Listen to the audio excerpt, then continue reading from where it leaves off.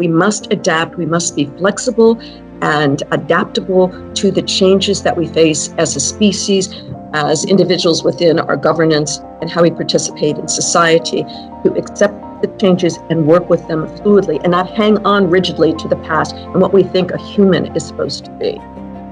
Thank you for joining the Change and Possible podcast. Do kindly subscribe, support, and share. So today I have an episode on transhumanism, the subject which has been grossly misunderstood. So the internet is full of conspiracy theories that demonizes transhumanism. But you know what? A world turns upside down when our loved ones passes away, or our elders or senior citizens who are ravaged by diseases brought along with old age. And besides that, I've seen parents who are completely devastated by the untimely death of their young kids. So transhumanism is a movement whose ideology is to do what the world might term or call impossible, and that is to cure all diseases, reverse aging, and someday find a way to possibly cure death through the advancements of scientific research and understanding. I fail to understand why such a noble idea is looked down upon. So today I have with us Natasha Vita-More, a super passionate individual who is a proponent for human rights, morphological freedom, and ethical means for human enhancement. She is on the advisory board for Alkalife Extension Foundation and is currently the executive director for Humanity Plus. So please kindly watch and listen to the episode with an open mind and heart, and I hope you enjoy the conversation. So Natasha, tell me, you're the author of Transhumanism. What is it? So for the ones who haven't read the book and don't know what transhumanism is all about, so can you please explain what transhumanism is? Thank you. Excellent question. And I think this is always a good starter question. Transhumanism basically is a cultural movement. It's a worldwide movement of individuals who are looking towards, in ways of ethical use of technology, evidence-based science, to ameliorate many of the human conditions that we faced for years that have kept us in a rigid position, meaning, number one, our psychology, that we can't do maybe something that we thought we could, and this stems from mythology, certain myths like Pandora's box or Icarus, or flying too high, reaching out too far. Those myths have sequestered humans to not go too far or reach out or uncover the unknown or question the status. That's very important. Number two, in our biology, the human lifespan is rather short. Anyone over 50 will tell you that. Under 50 probably not realize it yet. But when we look at the time frame or the shelf life of a human body, human mind, human being, it's around anywhere between 80 to 95 years. If you live longer than that, then you're fragile and healthy, perhaps not. But from the day we're born, we fight off disease.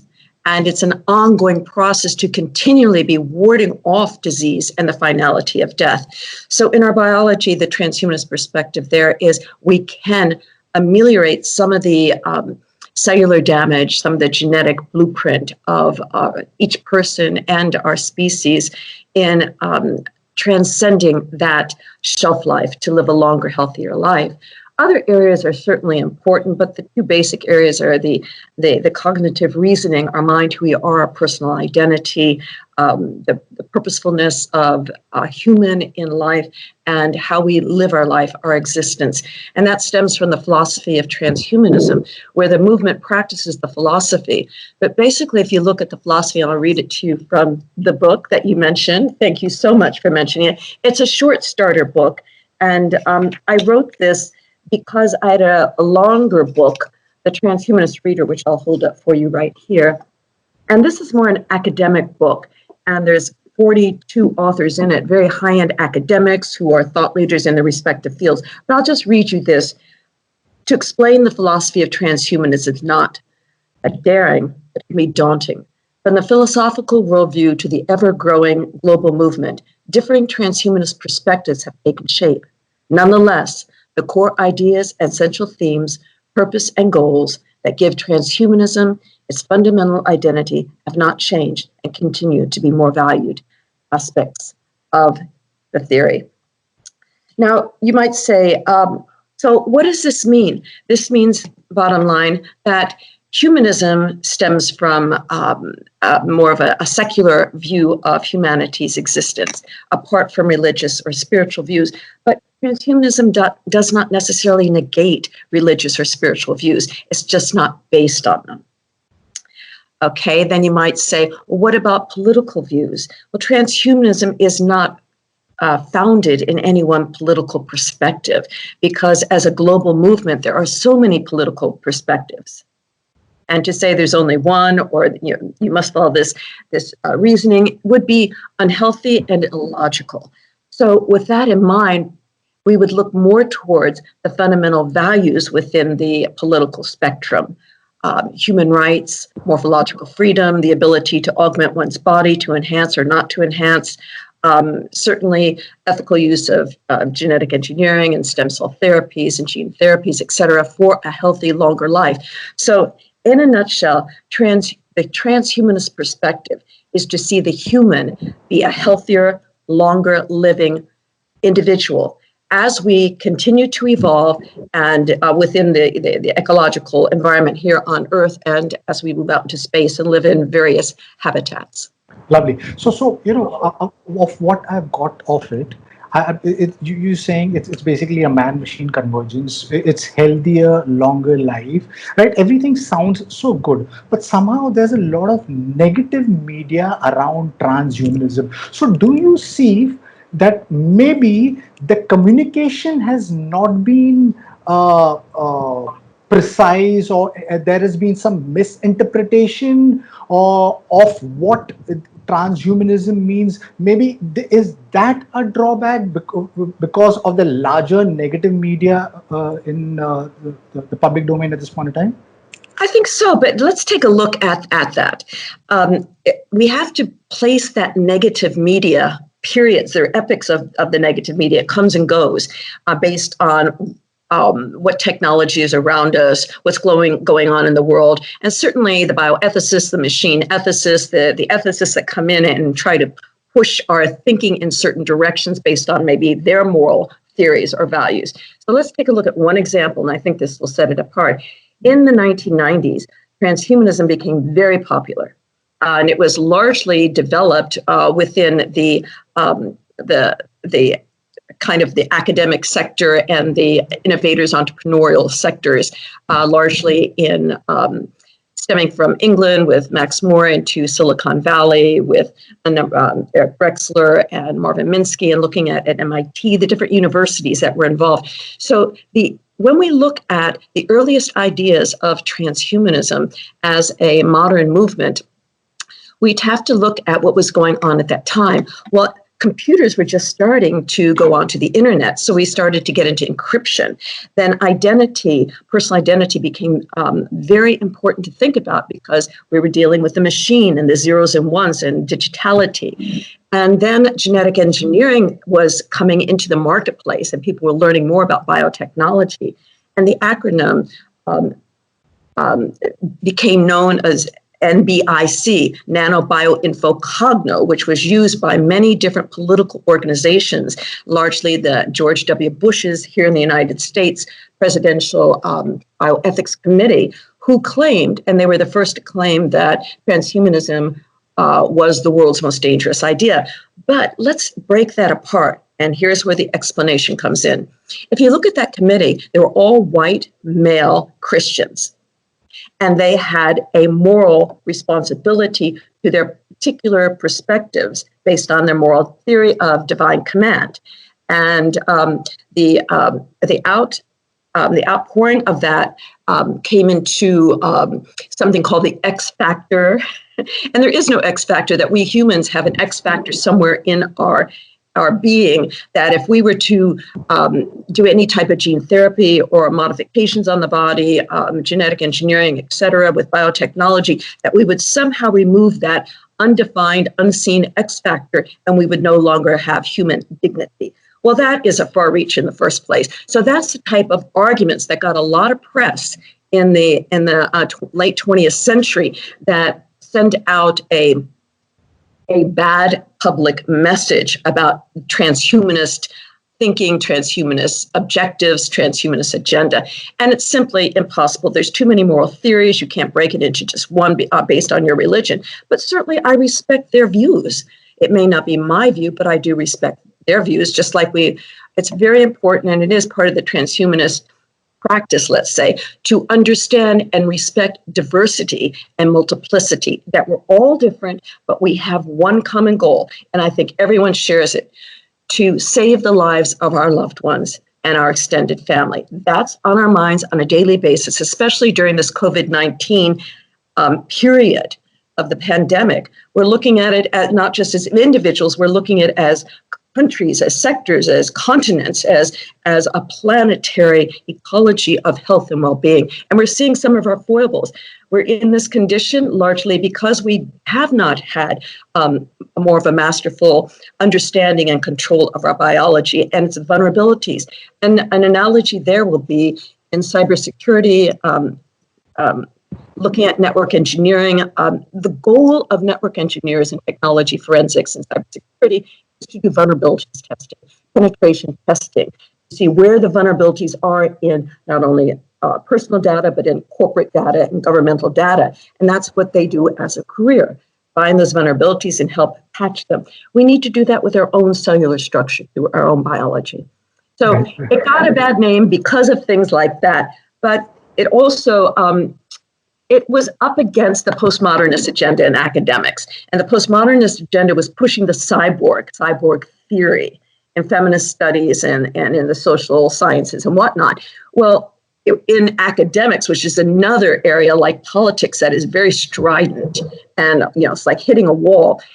In academics, the postmodernist agenda did not like transhumanism because it didn't understand technology. And most of those high-end postmodernist theorists and philosophers and academics had little knowledge, broad knowledge about artificial intelligence, robotics, automation, nanotechnology, genetic engineering, all the different concepts that are very mainstream today, now in the beginning of the 21st century. So they said, no, transhumanism bad. They didn't understand it. So they thought that the transhumanists just wanted to eradicate our biology and the human. And that's absolutely incorrect.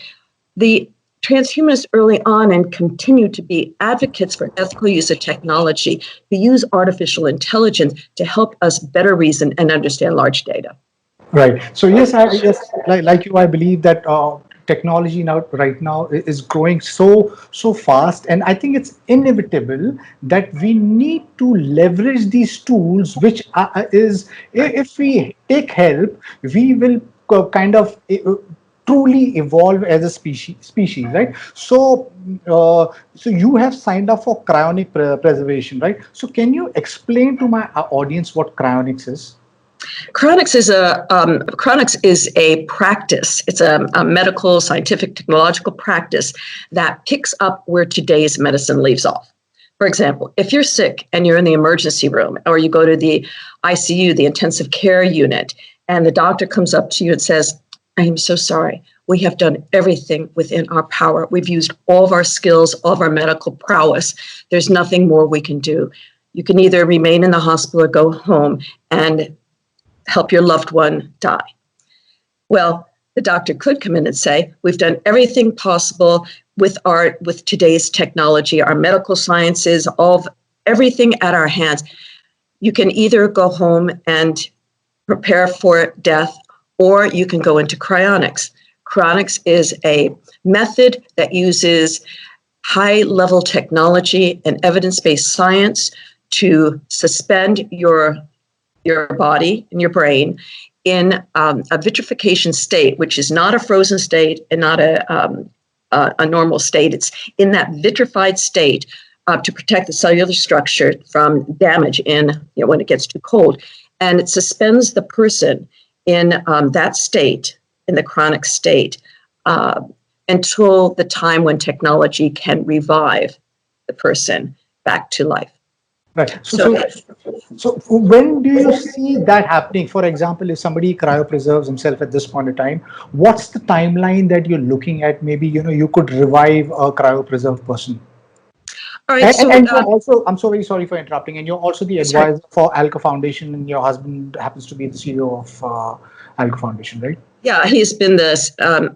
Max Moore has been the CEO and the president of Khor Life Extension Foundation, the world's leading chronics organization for about a decade now. Right. And so that's really wonderful. And another thing about Khor that I really value, it seeks out research and invests in researchers who are doing projects and products that will better provide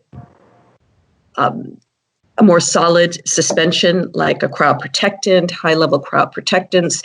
And my own research was in part funded, sponsored by Khor Life Extension Foundation. So to answer your question, when will a human be able to suspend themselves and be revived? Well, humans have been suspended for many years now, many decades. So there are hundreds of people that are in cryonics today. They're in a doer. If you want more information about it, you can go to Khor's website and take a look at it. The doer is a metal, aluminum, I should say, storage unit where the bodies are vitrified and stored. The whole process is fascinating. I won't go into that. I'm just going to answer your question. We do not know when a person can be revived. However, and this is very important, animals have been revived. In my own research, I did an experiment with the nematodes, C. elegans. And C. elegans are microscopic, simple animals, and they've been used a lot in biotechnology research. So they're very famous, and I have lots of fans from scientists in biotechnology. They're beautiful nematodes, stunning microscopic small animals. My research was to train the simple animal to perform a task, and then to vitrify it, put it in cryonics, and bring it back to life and test it to see if it remembered what had been trained. Of course, we use the Pavlovian practice of olfactory imprinting with food at the very early age, just after the larva stage, where it was a little baby, fed it with a certain chemical, so it identified food with that smell of that chemical. At a mature state, as the adult state, vitrified it, put it in cryonic suspension. I brought it back after 12 to 14 hours and brought it back to life in the warming bath, and then put it back in the Petri dish, checked it to see if it was healthy, if it remembered. And we experimented with hundreds and hundreds of these simple animals. And the findings was a scientific breakthrough that proved that long-term memory persists in simple animals. Now, when you say, well, that's a simple animal, we're very complex animals. And that's true. But if we can do it in a simple animal, eventually we'll be able to do it in complex animals.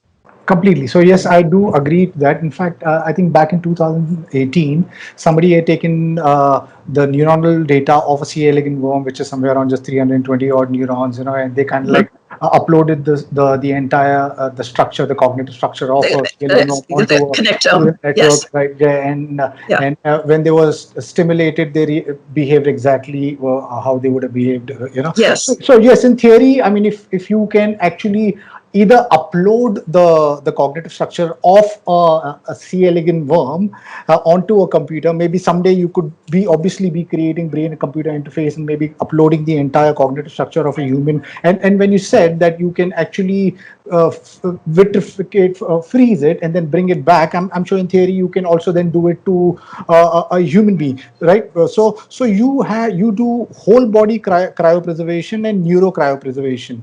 So no, I don't do it. I'm not involved with Khor other than as a member. I signed up for cryonics in 1990. Right. And I was a scientific researcher in their lab there, but I'm a professor at a university, so I don't work there. But it's incredibly fantastic, well-run organization. I truly respect it a great deal. Right. My question was, I mean, Alco Foundation does whole body cryopreservation and neuro And neuro, cryopreservation, yes. right? So, do Uh-huh. you think, I mean, would we need to preserve the entire body? Because, like I was mentioning, I mean, if we can upload a cognitive structure onto a computer, would we need a physical body, which at this point in time has so many drawbacks? You know, I mean, in the near future, maybe we could have avatars and things like that. So, what are your views on something like that? My views are in keeping with what you just stated, and articulately so. My view has been for years that we need to grow, develop, build, manufacture, engineer alternative bodies because our human bodies are too vulnerable. And in 1999, I designed the first whole body prosthetic called, at that time, Posthuman. I've renamed it and gone through the iterative process of design and upgrading it over the years as new technologies come online. The idea that we need this body, to me, is obfuscates the core issue of why we would want to live longer. And if it's not you and your identity, you as a person, then it's someone else. It's a copy of you, or a facsimile of you. So the idea is to protect our mind, our brain, our cognitive properties, our memories are so precious to us.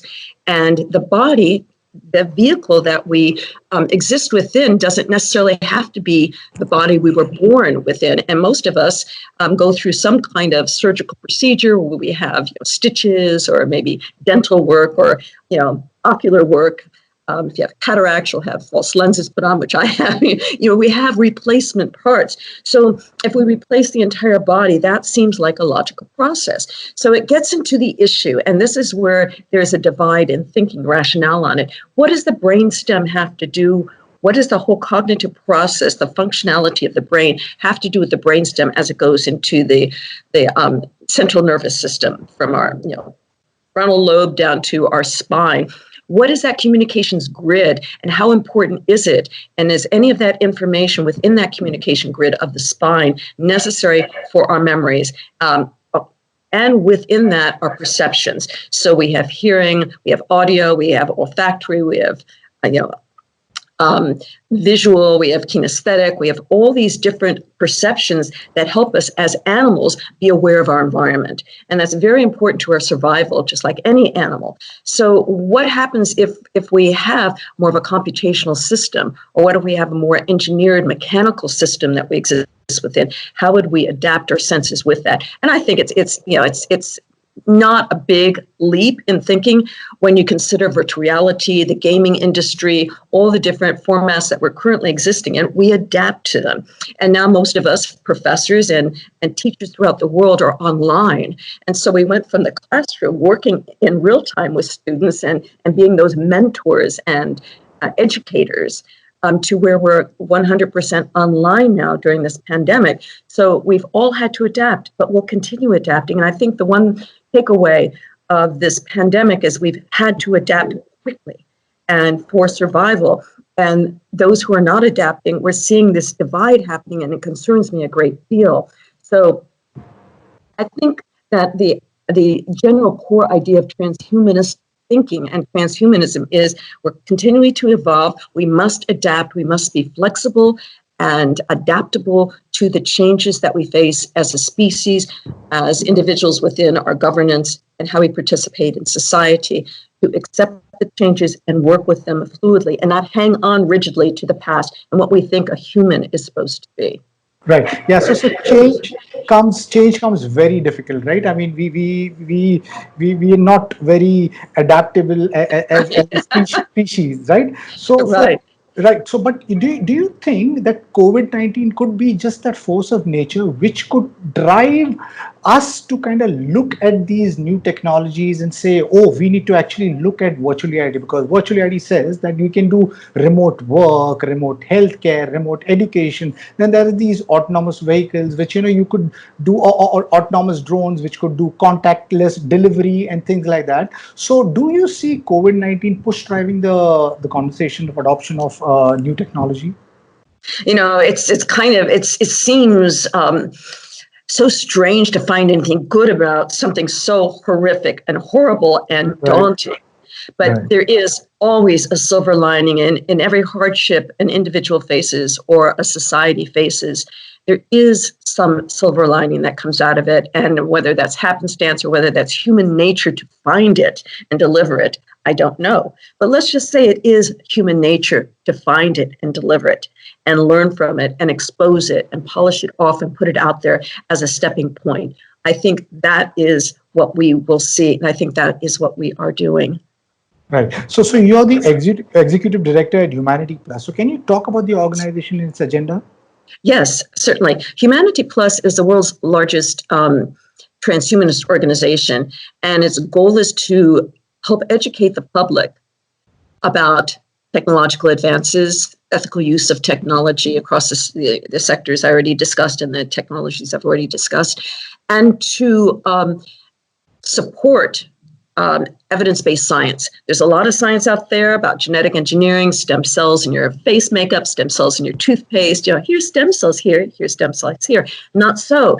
People are often confused by the large marketing campaigns of industries, of entrepreneurs who are investing in startups that are building products, that are pushing it out in the marketplace, telling the public that these new technologies and science will change the way you look, reduce your aging, help you in so many ways. But that is a lot of marketing gimmickry, and I find it so annoying, frankly, because we want to help people, not push them in the nomad's land of ignorance.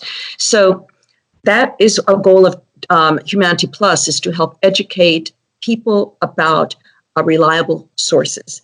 And certainly, no one's to blame for this. It is the society we live in, but we always need our groups that help people get the right information and learn how to think. So Humanity Plus does that. As a little bit of background, Humanity Plus has been around since 2012 when it rebranded itself from the World Transhumanist Association to Humanity Plus. World Transhumanist Association came about after the original transhumanist organization called H+Pedia Institute was started in 1990 and closed down in 2004. It built the movement, set out the philosophy, and published a high-gloss magazine that was sold in bookstores, and really established the major conferences and brought the key thinkers together. Those key thinkers are still part of the transhumanist movement, still help mold the transhumanist agenda. And, there's some of the brightest minds around. So that's really quite wonderful. Those organizations are closed. Humanity Plus continues on the backs of those organizations and stands on the shoulders of those organizations in building out projects. We had planned 2 conferences for this year, Transvision 2020, one to be held at USC, University of Southern California in Los Angeles, that we had to suspend because of the pandemic. And also we had a conference planned for Madrid in the summer, which we will probably suspend. We're not sure at this moment, but the one in Los Angeles, yes, we are suspending that because August is too soon.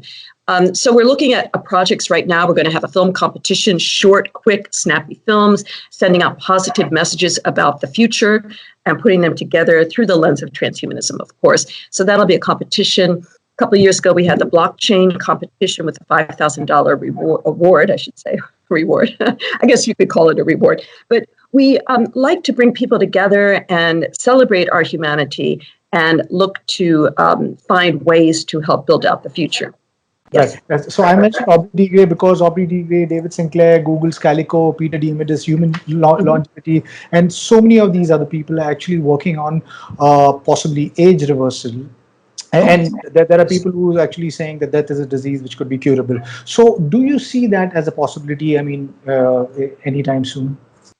I have been working on slowing down my aging for several decades now. I first became interested in life extension when I was 30, and that's 40 years ago. So for 40 years, I've been working at slowing down the aging process through different protocols like DIY bio or my own DIY or my own biohacking. The first thing I did was to go on hormone replacement therapy before menopause. And that was to prolong the health of not only my organs, but my elasticity of my skin, my memory, and the hormones, estradiol, bioidentical estradiol and testosterone, by adding them backed up with progesterone, so there'd be no bad side effects, hopefully. But so hormones really are necessary because we lose them as we age. Another area is athletics.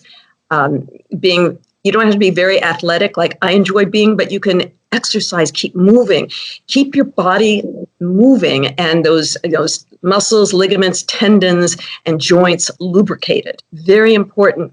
Other practices such as not just aerobics, anaerobics, muscle, building out muscle. That's really one of my favorite things to do is lift weights. I love seeing sculpted muscle, not big bulky muscle, but really sexy, feminine, sculpted muscle is really, I really love. Another area is the flexibility and levity of our bodies, to do yoga, to Tai Chi, Pilates. Any of those stretching exercises are really good for our bodies. The brain, keep on learning new skills, new tasks.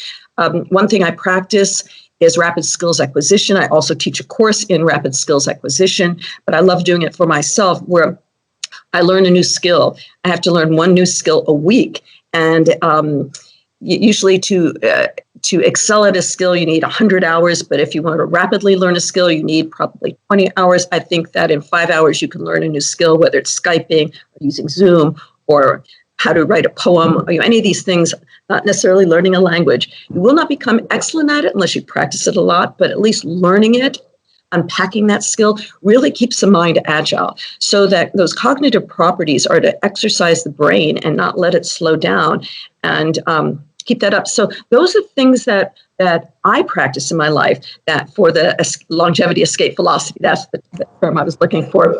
I can't remember who coined it. It wasn't Aubrey, but it was someone else who David Sinclair. Associated. Sinclair? Right. Okay. But I think that we can, but then you don't want to have this nagging thing behind us that you have to keep on stopping aging. You have to keep on stopping aging. One could get neurotic about it. So you have to practice it as, in my view, as a daily meditation or a daily way of being. Your dharma or your practice in life is to realize that every day we are aging on the chronological scale, but every day we can slow that down on an exponential scale. Right. The things that we do, the things that we say, we can learn to be more youthful, not only in our appearance, but in our attitude and our behavior. And that goes back to one of the tenets of the transhumanist agenda is multiplicity, diversity, understanding, using logic, critical thinking to understand the complexity of the world and the complexity of human nature, and that other people may have beliefs that you don't agree with. As long as they're not hurting you, as long as it isn't causing you damage, then just let it go. You don't have to fight every battle. Right, completely. So earlier you were mentioning in the conversation about the artwork that you build, Prime Posthuman, that Yes. showed how a human may look in the future with, technological enhancement, such as color, changing skin. And today, we have genetic editing. There are these people who are actually trying to build dogs which can glow and things like that. So Yes. Where's the future of that, with synthetic biology? Well, I have to give a shout out to Eduardo Kac, K-A-C. He went to the same university I did for his doctorate, and he created the first luminous rabbit. It was a fluorescent rabbit. So I think that is the very beginning of looking at experimenting with the tonality, the color change. Is it healthy? I don't know. In my view, I wouldn't do it with biology unless the chemistry of it was really solid. Evidence-based science. There's a lot of DIY hackers and biohackers that are experimenting with their bodies, and I hasten to say, be careful, because our bodies very vulnerable. You don't want to mess with something, but moderate changes are good. Now, in the future, when I designed Prima Posthuman, my idea was that these bodies are too vulnerable. I have been sick myself. Watching people with diseases, crippling diseases, paralysis, broken limbs, needing prosthetic limbs, really alerted my attention and my design sensibility. So I thought that in the future, this is in 1995-ish, I thought in the future we will have really smart robotic limbs that are automated, that have haptic systems that are connected to our cognitive properties, that allow us to feel through the robotic, haptics. And with AI and nanomedicine, all these things, it seemed logical to me that we would be able to replace our bodily parts and even have a new body. And if we were to have a new body, what would we like it to look like? And what would we like it to be able to do? Well, number one, we'd like it to be able to not age. And maybe you'd want a different body for different occasions. So, have a series of different bodies. And I looked at my closet where I had a lot of suits because I worked in corporate America and I wore suits every day. And I thought, what if those suits, I could have just different bodies for the different occasions, my nightclub suit, my corporate, suit, my, athletic suit, as a body that I could wear. And I think in the future we'll have that. We're seeing it in games, certainly, where you buy your different avatar. But in real time, it just makes sense. Well, look, here we are today in 2020, and you look at individuals who have prosthetic parts, they are beautiful. In fact, I see someone with a prosthetic limb, whether it's an arm or leg, and I'm going, wow, sexy, cool, I love it. So there are Victoria Modesto is a rock star in Europe. She currently lives in Los Angeles. I met her in Russia. We were both performing a couple of years ago in St. Petersburg, and she has a prosthetic leg that is gorgeous. There's the model Ami, who is very well known for her prosthetic legs, and of course Hugh Herr, who designs prosthetic legs. He is a mountain climber. He still climbs mountains, and he has different legs for different mountains that he climbs, different terrains. That is amazing. So they're using different legs, prosthetic legs, for different terrains. The Olympics, having taken on the athletes who have othernesses, have differences in their bodies, is quite phenomenal. So that rigidity and creepiness of seeing people with wooden arms or hopping around with a wooden leg is no longer part of our environment in the Western world, and other areas are following suit. That we're seeing prosthetics and alternative parts is something interesting. Thinking about the design of it, so that was my intent when I first designed it. Right. So yes, the future looks very exciting, and when this technology matures, if and when we can actually go out, with different bodies, it'll be really cool. So yes, when you're talking about prosthetic limbs, neuroprosthetic limbs, even right now today, it connects with there are people, like you said, it connects with your brains, right? And I believe that maybe they might turn out to be the first mutants because they already have so much power, right? So tell me, will this possibly? I know it's a very stupid question, but I guess I'm sure you must be getting it all the time. Will this create a world with the haves and the have-nots, the people who will be like genetic engineering? What are your views on that?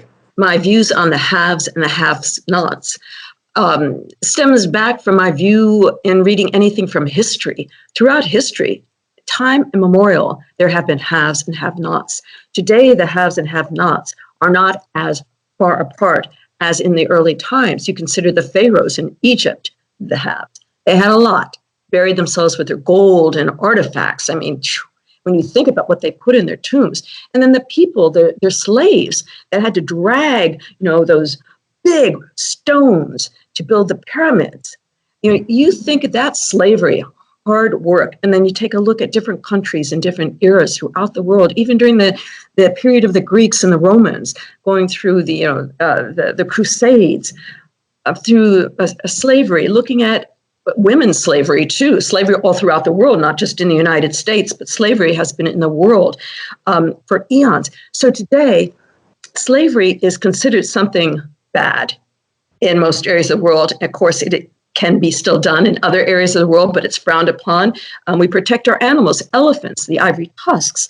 Think about how we've grown as a species, as humans, in our compassion and empathy for life. So when I think about when people talk about the haves and the have-nots, I just shake my head, go, get a grip. Most of the have-nots have clean water. Most, not all, we know this. Most of the have-nots have some access to the internet. Wow. Most of the have-nots have some form of protection. Now, we know this is not everywhere in the world, especially with the daunting realization of people who have fled their countries like Syria and Afghanistan and areas in the world where they're living in, huts or tents in these communities. That's horrible. And no, they don't have a lot, and they are the have-nots today. But we will mitigate that.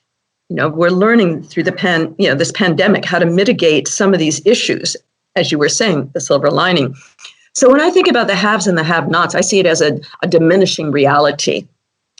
And I think it's so mimetically engineered in people's thinking that there has to be the haves and there has to be the have-nots to have this duality going, that there is another opposing theory, and it was first developed, to my knowledge, by Eric Drexler, who authored the book Engines of Creation, and he is like the father of nanotechnology. Yes, great book. And he talks in the book, he writes in the book about there being molecular manufacturing. It's the future of 3D printing, where we'd be able to print out objects that are needed, and when they're no longer needed, restructure the molecular foundation of those objects into something else. For example, if you need housing, we'd be able to build those housing through molecular manufacturing, and we no longer need those houses, reorganize those molecules to form something else, like maybe food or maybe water. So everything in the universe is built on certain combinations of molecules and matter. So in Dr. Drexler's view is just reorganizing that matter for needs. Well, interestingly enough, someone who's very famous today, Peter Diamandis, who started the Singularity University with Ray Kurzweil, and also is with the X Prize, which we know does incredible work throughout the world and looking at needs of people who are those who need.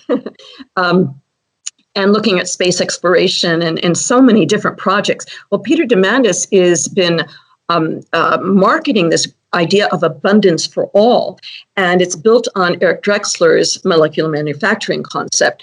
And that could very well be the future, that we will be able to take matter and recombine it so that there are no have-nots, that with molecular manufacturing and 3D printing and the future of it, that the ability for people to have what they need is something that is at the core of that theoretical concept or supposition that, in my view, will come about at some point, hopefully sooner rather than later.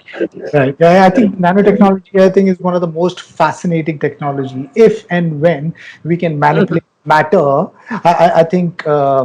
We would be living in a world abundant, and what we will be able to do anything and everything, right? So if you were the creator and if you were given a chance to redesign Homo sapiens, what would you do differently? I would remove the fight or flight dominance over emotionality. And our fight or flight, which is ingrained in our brainstem and our psyche from our evolution, that is the trigger for many of the foibles that we face today on a behavioral basis. And until we can get beyond this behavioral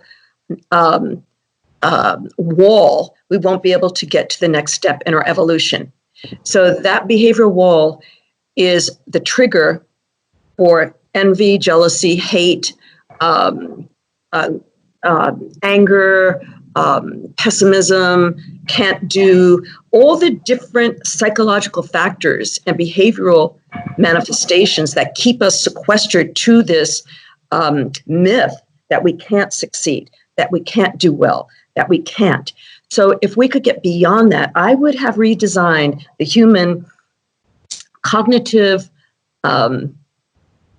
process so that fight or flight is not so dominant, that instead of that, it's more reasoning. The curiosity can do what if.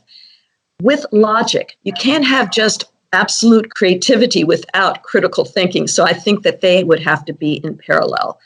And so I think that main thing, I mean, because if I had all the tools in the world and all the capabilities, I mean, I could have a field day coming up with great, ideas flourishing. But I think that I would allow humanity to develop its own path, but I would remove that can't do. Right, yeah, right. I mean, yeah. So Osho, it's built with the ethos of I am possible, because I mean, there is impossible is just a state of mind, right? So what comes next for Natasha, and any last message for our listeners? It's interesting. I'm wondering what comes next for Natasha as well. This is my last semester teaching full time at the university. I was hoping to be traveling more throughout the world, giving talks at various universities and corporate structures about the future and everything. And so everything's come to a halt. So I'm having to reinvent myself in that way as well. But I think the future for me is to really try to correct the understanding of transhumanism worldwide. I think that it's like you can't go out and have a great glass of wine and a charming dinner without things settled at home first. And I think for me, what I want to do is devote the next year to really setting out the correct message of the transhumanist agenda and the positive aspects of it and the critical and important aspects of it. Try to remove some of that misunderstanding, not only in the mainstream and in academics, as well as remove transhumanism as a worldview from the strong grip that certain political forces are trying to place on it, such as, for example, in the United States, it's the USTP, or in England, it's the UK Transhumanist Party, techno-progressives. There's a lot of different groups that are trying to turn transhumanism into a political practice.